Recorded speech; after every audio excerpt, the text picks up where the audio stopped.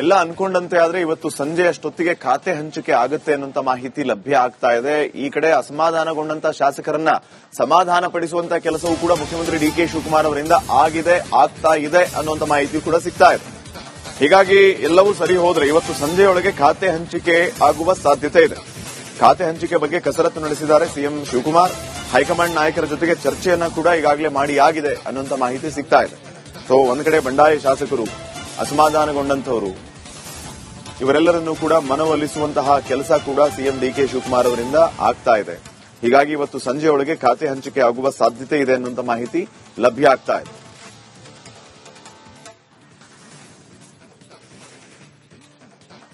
ಹಾಗಿದ್ರೆ ಯಾರ್ಯಾರಿಗೆ ಯಾವ್ಯಾವ ಖಾತೆ ಅನ್ನೋದರ ಸಂಭಾವ್ಯತೆಯ ಬಗ್ಗೆ ಈಗಾಗಲೇ ಮಾಹಿತಿಯನ್ನ ನೀಡ್ತಾ ಇದ್ವಿ.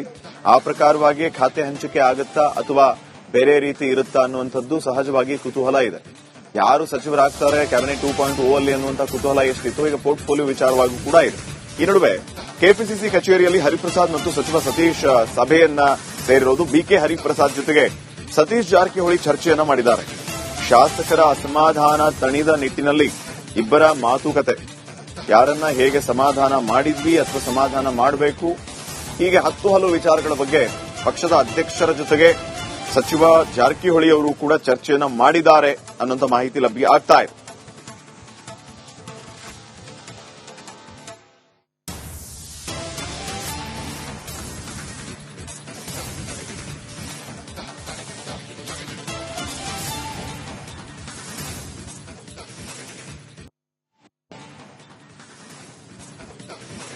ಈ ಬಗ್ಗೆ ಇನ್ನಷ್ಟು ಮಾಹಿತಿ ನೀಡೋದಕ್ಕೆ ಪ್ರತಿನಿಧಿ ಬಸವರಾಜ್ ಈಗ ನೇರ ಸಂಪರ್ಕದಲ್ಲಿ ಜಾಯ್ನ್ ಆಗಿದ್ದಾರೆ. ಬಸವರಾಜ್, ನಾವು ಗಮನಿಸ್ತಾ ಇದ್ದೀವಿ ಈಗ ಕಾಂಗ್ರೆಸ್ನಲ್ಲಿ ಏನೆಲ್ಲ ಬೆಳವಣಿಗೆ ಆಗ್ತಾ ಇದೆ ಅಂತ ಹೇಳಿ. ಒಂದು ಕಡೆ ಖಾತೆ ಹಂಚಿಕೆ ಲೇಟ್ ಆಯಿತು, ಫಸ್ಟ್ ಟರ್ಮ್ ಕೂಡ ಹಿಂಗೆ ಆಗಿತ್ತು. ಖಾತೆ ಹಂಚಿಕೆ ಯಾವಾಗ ಅಂತ ಹೇಳಿ ಈಗ ಸೆಕೆಂಡ್ ಟರ್ಮ್ ಅಲ್ಲಿ ಪ್ರಮಾಣ ವಚನ ತೆಗೆದುಕೊಂಡ ರಾತ್ರಿಯೇ ಖಾತೆ ಹಂಚಿಕೆ ಆಗ್ಬಿಡುತ್ತೆ ಅನ್ನೋಂತ ಲೆಕ್ಕಾಚಾರ ಇತ್ತು. ಆದ್ರೆ ಅದು ಆಗ್ಲಿಲ್ಲ, 2 ದಿನ ಆಯಿತು. ಯಾಕೆ ಗೊಂದಲ ಆಗ್ತಾ ಇದೆ ಅನ್ನೋದು ಒಂದಾದ್ರೆ, ಈಗ ಸಮಾಧಾನ ಪಡಿಸುವಂತ ಕೆಲಸ ಆಗ್ತಾ ಇದೆ ಅಸಮಾಧಾನಗೊಂಡವರನ್ನ ಅಂತ ಹೇಳಿ ಅದು ಯಾವ ರೀತಿ ಅನ್ನೋಂಥ ಪ್ರಶ್ನೆಯೂ ಕೂಡ ಇದೆ. ಕಾಂಗ್ರೆಸ್ ಪಾಳಯದಲ್ಲಿ ಸದ್ಯಕ್ಕಿನ ಬೆಳವಣಿಗೆ ವಿಚಾರವಾಗಿ ಏನೇನು ನಡೀತಾ ಇದೆ?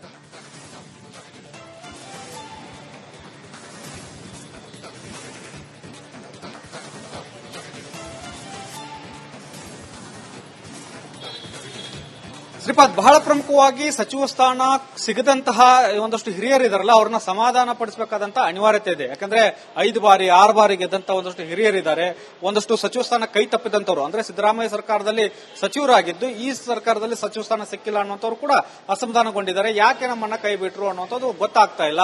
ನಾವು ಮಾಡಿದ್ದ ಕೆಲಸ ಸರಿಯಾಗಿಲ್ಲ ಅನ್ನೋದಾದ್ರೆ ನೇರವಾಗಿ ಹೇಳಬೇಕಾಗಿತ್ತು, ನಿಮ್ಮ ಕೆಲಸ ನಮಗೆ ತೃಪ್ತಿ ತಂದಿಲ್ಲ ಅನ್ನುವಂಥದ್ದು. ಅವರೇ ಶಬಾಸ್ ಹೇಳಿ, ಅವರೇ ನಮಗೆ ಒಂದಷ್ಟು ಉತ್ತೇಜನ ಕೊಟ್ಟು ಪ್ರಶಂಸೆ ಮಾಡಿ ಈಗ ಕ್ಯಾಬಿನೆಟ್ ನಿಂದ ಕೈ ಬಿಟ್ಟಿದ್ದಾರೆ.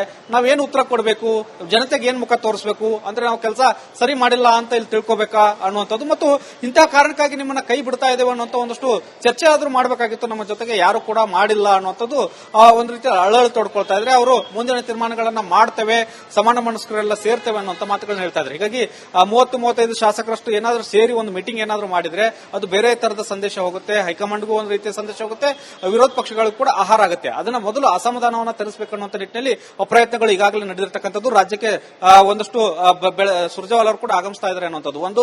ಮತ್ತು ಬಿಕೆ ಹರಿಪ್ರಸಾದ್ ಅವರು ಕೂಡ ಬೆಳಗ್ಗಿನಿಂದನೂ ಕೂಡ ಯಾರೆಲ್ಲ ಅಸಮಾಧಾನಗೊಂಡಿದ್ದಾರೆ ಅವ್ರನ್ನ ಕರೆದು ಕೂತು ಮಾತಾಡಿಸಿ ಅವರಿಗೆ ಭವಿಷ್ಯವಿದೆ ಅನ್ನುವಂಥ ಒಂದಷ್ಟು ಭರವಸೆಯನ್ನ ಕೊಡ್ತಾ ಇದ್ದಾರೆ. ಇನ್ನು ಉಳಿದಂತೆ ಖಾತೆ ಹಂಚಿಕೆ ಇದೇ ಕಾರಣಕ್ಕಾಗಿ ವಿಳಂಬ ಆಗಿದೆ ಅನ್ನುವಂಥದ್ದು ಬಹಳ ಪ್ರಮುಖವಾಗಿ ಇಲ್ಲಿ ಗೊತ್ತಾಗ್ತಾ ಇರತಕ್ಕಂಥ ವಿಚಾರ. ಯಾಕಂದ್ರೆ ಕ್ಯಾಬಿನೆಟ್ ವಿಸ್ತರಣೆ ಯಾವತ್ತಾಯ್ತು ಅವತ್ತೇ ಖಾತೆ ಹಂಚಿಕೆ ಆಗುತ್ತೆ ಅನ್ನುವಂಥ ಮಾಹಿತಿಗಳಿದ್ವು. ಪೋರ್ಟ್ಫೋಲಿಯೋಗಳು ಕೂಡ ಬಹುತೇಕವಾಗಿ ಅಂತಿಮವಾಗಿದ್ದು.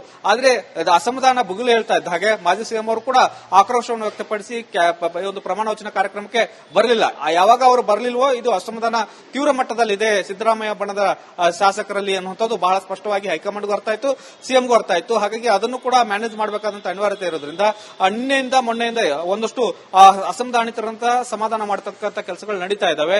ಅದು ಒಂದು ರೀತಿಯ ಒಂದು ಹಂತಕ್ಕೆ ಬಂದ ನಂತರ, ತಹಬದಿಗೆ ಬಂದ ನಂತರ ಖಾತೆ ಹಂಚಿಕೆ ಮಾಡಬೇಕು ಅನ್ನುವಂಥದ್ದು ನಿನ್ನೆ ಮೊನ್ನೆ ಇದ್ದಂತಹ ಫೋರ್ಸ್ ಅಸಮಾಧಾನಿತರಲ್ಲಿ ಇವತ್ತು ಕಂಡು ಬರ್ತಾ ಇಲ್ಲ. ಒಂದು ರೀತಿಯಲ್ಲಿ ಪಕ್ಷದ ಜೊತೆ ಇರ್ತೇವೆ ಅನ್ನುವಂಥ ಮಾತುಗಳನ್ನ ಹೇಳ್ತಾ ಇದ್ದಾರೆ. ಹಾಗಾಗಿ ಖಾತೆ ಹಂಚಿಕೆಯನ್ನ ಈಗ ಮಾಡಬೇಕನ್ನುವಂತ ಇರಾದೆಗೆ ಸಿಎಂ ಅವರು ಬಂದಿದ್ದಾರೆ. ಯಾಕಂದ್ರೆ ಖಾತೆ ಹಂಚಿಕೆ ಆದ್ಮೇಲೂ ಕೂಡ ಒಂದಷ್ಟು ಸಚಿವರು ಅಸಮಾಧಾನವನ್ನು ವ್ಯಕ್ತಪಡಿಸುವಂತ ಸಾಧ್ಯತೆ ಇದ್ದಾವೆ. ನಾವೇ ತೋರಿಸಿದ ಹಾಗೆ ಒಂದಷ್ಟು ಸಚಿವರು ಒಂದಷ್ಟು ಖಾತೆಗಳ ಮೇಲೆ ಕಣ್ಣಿಟ್ಕೊಂಡು ಕೂತಿದ್ದಾರೆ. ಬೇಡಿಕೆಯನ್ನು ಕೂಡ ಸಿಎಂ ಅವರು ಬಳಿ ಇಟ್ಟಿದ್ದಾರೆ. ನಮಗೆ ಇಂತಹ ಖಾತೆಗಳನ್ನು ಕೊಟ್ಟರೆ ನಾನು ಉತ್ತಮವಾಗಿ ಕೆಲಸ ಮಾಡ್ತೇನೆ ಅನ್ನುವಂತ ಒಂದಷ್ಟು ಇರಾದೆಯನ್ನು ಕೂಡ ವ್ಯಕ್ತಪಡಿಸಿದ್ದಾರೆ. ಹಾಗಾಗಿ ಆ ಖಾತೆ ಹಂಚಿಕೆ ವಿಚಾರದಲ್ಲಿ ಒಂದಷ್ಟು ಗೊಂದಲಗಳಾದಂತಹ ಸಂದರ್ಭದಲ್ಲಿ ಆಗ ಮತ್ತೆ ಅಸಮಾಧಾನಗೊಳ್ಳೋದು ಬೇಡ, ಅದು ಎರಡು ಮಿಕ್ಸ್ ಆಗಿ ಮತ್ತಷ್ಟು ಡ್ಯಾಮೇಜ್ ಆಗೋದು ಬೇಡ ಅನ್ನೋದಕ್ಕಾಗಿ ಒಂದಷ್ಟು ವಿಳಂಬ ಆಗಿದೆ ಅನ್ನೋದು ಇಲ್ಲಿ ಬಹಳ ಸ್ಪಷ್ಟವಾಗಿ ಗೊತ್ತಾಗ್ತಾ ಇರ್ತಕ್ಕಂಥದ್ದು.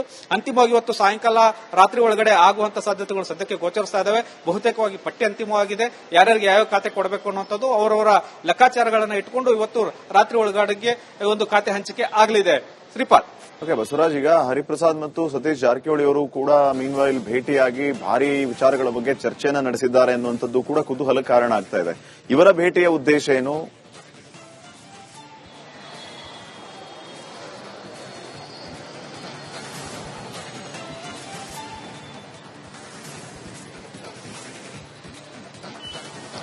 ಶ್ರೀಪಾದ್, ಬಹಳ ಪ್ರಮುಖವಾಗಿ ಹರಿಪ್ರಸಾದ್ ಅವರಿಗೆ ಒಂದು ಕೆಪಿಸಿಸಿ ಅಧ್ಯಕ್ಷರಾಗಿದ್ರು ಕೂಡ ಅವ್ರಿಗೊಂದು ರೀತಿಯಲ್ಲಿ ಬಾಹ್ಯ ಬೆಂಬಲವಾಗಿ ನಿಂತ್ಕೊಂಡಿರ್ತಕ್ಕಂತಹದ್ದು ಸತೀಶ್ ಜಾರಕಿಹೊಳಿ ಅವರು ಒಂದಷ್ಟು ಶಾಸಕರನ್ನ ಸಮಾಧಾನ ಮಾಡತಕ್ಕಂತ ತಾಕತ್ತು ಒಂದು ಶ್ರಮ ಇದೆ. ಹಾಗಾಗಿ ಅವ್ರನ್ನು ಕೂಡ ಒಂದು ಇನ್ವಾಲ್ವ್ ಮಾಡ್ಕೊಳ್ಳುವಂತಹ ನಿಟ್ಟಿನಲ್ಲಿ ಬಿ ಹರಿಪ್ರಸಾದ್ ಅವರು ಇವತ್ತು ಚರ್ಚೆ ಮಾಡಿದ್ದಾರೆ ಅನ್ನುವಂಥದ್ದು. ಮತ್ತು ಇನ್ನೊಂದು ಬಹಳ ಪ್ರಮುಖವಾಗಿ ಖಾತೆಗಳ ಹಂಚಿಕೆ ವಿಚಾರವಾಗಿ ಕೂಡ ಒಂದು ಚರ್ಚೆ ಆಗಿದೆ ಅನ್ನುವಂಥದ್ದು. ಇದ್ರ ಜೊತೆಗೆ ಡಿಸಿಎಂ ಸ್ಥಾನಗಳ ಬೇಡಿಕೆಯನ್ನು ಕೂಡ ಈ ಹಿಂದೆ ಸತೀಶ್ ಜಾರಕಿಹೊಳಿ ಅವರು ಇಟ್ಟಿರತಕ್ಕಂಥದ್ದು, ಅದು ಕೂಡ ಬಾಕಿ ಇರೋದ್ರಿಂದ ಅದನ್ನು ಕೂಡ ಹೈಕಮಾಂಡ್ ನಿಂದ ಒಂದು ಕ್ಲಿಯರೆನ್ಸ್ ಕೊಡಿಸಬೇಕಾಗಿದೆ. ಆ ನಿಟ್ಟಿನಲ್ಲೂ ಕೂಡ ಚರ್ಚೆ ಮಾಡಿದ್ದಾರೆ ಅನ್ನೋ ಮಾಹಿತಿಗಳ ಲಭ್ಯ. ಫೈನ್, ಥ್ಯಾಂಕ್ ಯು ಬಸವರಾಜ್ ಮಾಹಿತಿಗಾಗಿ. ಸದ್ಯಕ್ಕೆ ಈಗ ಕಾಂಗ್ರೆಸ್ ಪಾಳೆಯದಲ್ಲಿ ಇಷ್ಟೆಲ್ಲ ಬೆಳವಣಿಗೆಗಳು ಆಗ್ತಾ ಇದೆ. ಖಾತೆ ಹಂಚಿಕೆ ವಿಚಾರಕ್ಕೆ ಸಂಬಂಧಪಟ್ಟಂತೆ ಯಾರಿಗೆ ಮಣೆ ಹಾಕಬೇಕು ಮತ್ತು ಯಾರಿಗೆ ಯಾವ ಖಾತೆಯನ್ನ ಕೊಡಬೇಕು ಅನ್ನುವಂತಹ ಪ್ರಶ್ನೆ ಇದೆ. ಸೊ ಈ ಎಲ್ಲ ವಿಚಾರಗಳಿಗೆ ಇವತ್ತು ಸಂಜೆ ಅಷ್ಟೊತ್ತಿಗೆ ಉತ್ತರ ಸಿಗುತ್ತಾ ಅನ್ನುವಂತಹ ಕುತೂಹಲ ಇದೆ. ಕಾದ್ ನೋಡೋಣ.